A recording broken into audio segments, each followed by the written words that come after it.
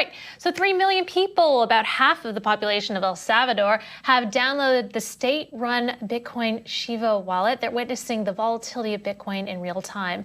And now El Salvador is taking another step toward Bitcoin adoption. State-owned bank, Banco Hipotecario de El Salvador, is partnering with an alliance of Bitcoin-centric firms to introduce blockchain-based banking solutions to the country.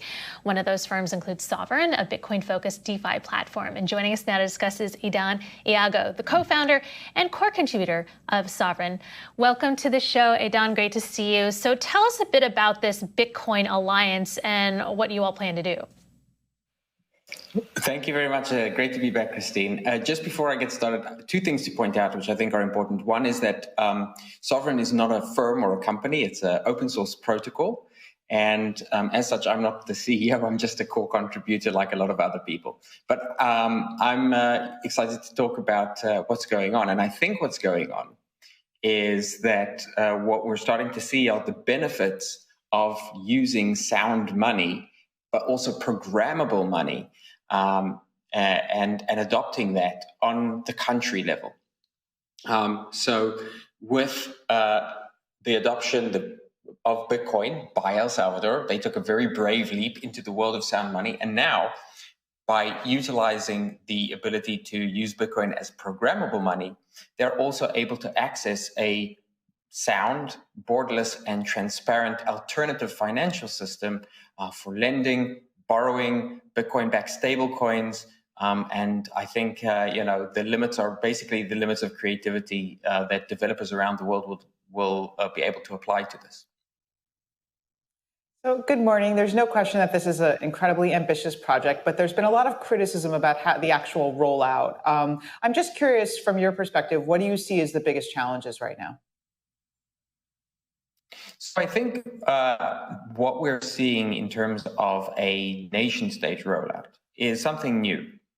And there are a lot of criticisms, but I think whenever you start entering into space of nation states doing anything, governments doing anything, there's frequently going to be criticism, regardless of what happens.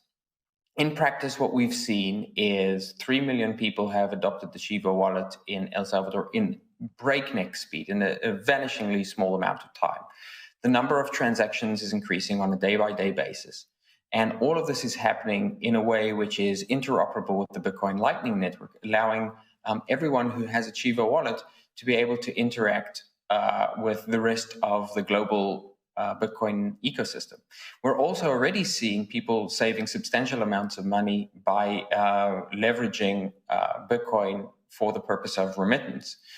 So I think across the space, we know that one of the hardest parts of this problem is making things extremely user-friendly. And that's a challenge that the Shiva wallet has, and other wallets that are operating in El Salvador have as well. And so we're seeing growing pains.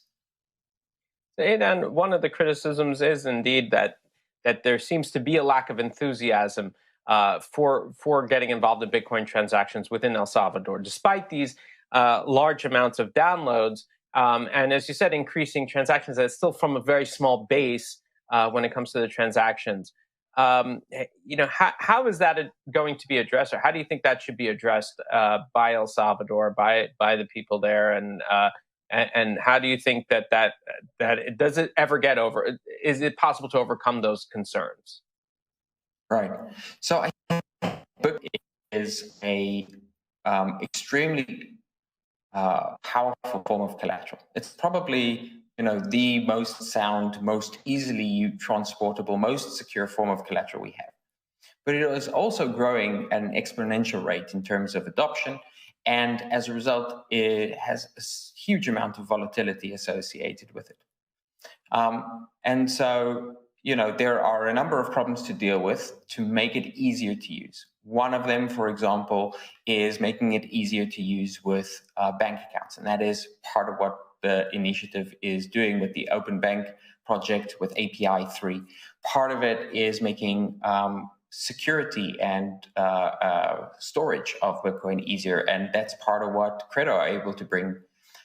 And a big part of it is reducing the volatility, making it useful for everyday transactions. And I think that one of the things that Sovereign's able to contribute are Bitcoin-backed stablecoins, effectively harmonizing between the dollar that El Salvador uses and Bitcoin, allowing you to create a Bitcoin-backed dollar for El Salvador. Mm-hmm. Right now in El Salvador, we've seen protests regarding this Bitcoin law, technical glitches from the Bitcoin ATM machines, lines of people trying to withdraw money from those Bitcoin ATMs. So I wonder how can you bridge that gap between being able to work with, use this early nascent technology and something like DeFi lending products? How do you bridge that among these people? Right. So one of the things that if you see, for example, ATMs with lines, some people look at that and they say that's a problem. And I think that's a bit short-sighted. Other people look at it and say this is an opportunity. It's an opportunity to bring more liquidity. It's an opportunity to provide access to the giant pool of liquidity, now well over $1 trillion worth of liquidity in Bitcoin, that is looking for a home where it can do good, but also generate yield. And so the ability to use Bitcoin native lending protocols, integrate them with ATM systems and bank systems, lend Bitcoin where it's necessary, and increase the amount of liquidity that is available to a country like El Salvador and to players in that country is part of what we do to solve these problems. What we have in El Salvador is something that is a few weeks old and is maturing at a remarkably aggressive, a remarkably quick rate.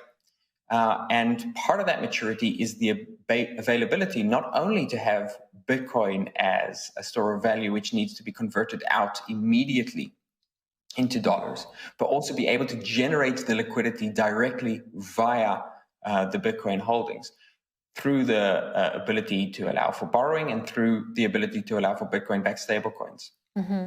It's certainly an ambitious project, Aidan. We got to end it there, but thank you for joining us and congratulations on this new Bitcoin alliance. And it's a grand Bitcoin experiment happening in El Salvador, so we'll certainly be monitoring those developments.